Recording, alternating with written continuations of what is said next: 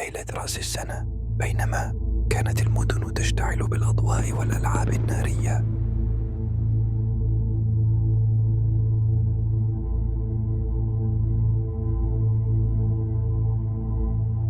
كان 5 أصدقاء يتجولون داخل غابة بعيدة هربا من الضجيج والناس. قالوا إنهم يريدون استقبال السنة الجديدة بطريقتهم الخاصة، لكن الغابة لم تكن ترحب بأحد. الصمت كان ثقيلا، لا طيور لا حشرات، وكأن الغابة تحبس أنفاسها. فجأة سمعوا عواء لم يكن عواء ذئب عادي، كان عميقا طويلا يحمل شيئا من الغضب.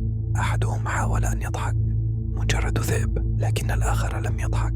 قال بصوت منخفض: الذئاب لا تعوي هكذا، تابعوا السير. ثم سمعوا خطوات خلفهم، خطوات بطيئة ثقيلة تمشي على قدمين. كلما توقفوا توقفت الخطوات، وكلما تحركوا عادت أقرب. انفتح الضباب فجأة وظهر الشيء. كان طويلا جدا، جسده يشبه جسد إنسان، لكن رأسه كان رأس ذئب.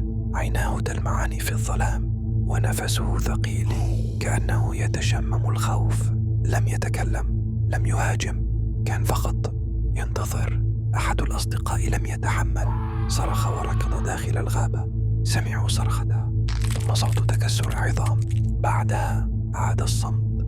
الظلام أصبح أعمق، والهواء صار أبرد، وبدأوا يسمعون همسات حولهم، همسات تعد لكن بلا أصوات بشرية. دوغمان اقترب خطوة ثم خطوة أخرى، وفي اللحظة التي بدأت فيها الاحتفالات بعيدا عن الغابة انطفأ كل شيء. هنا على النهاية السوداء مع طلوع الصباح خرج شخص واحد فقط من الغابة.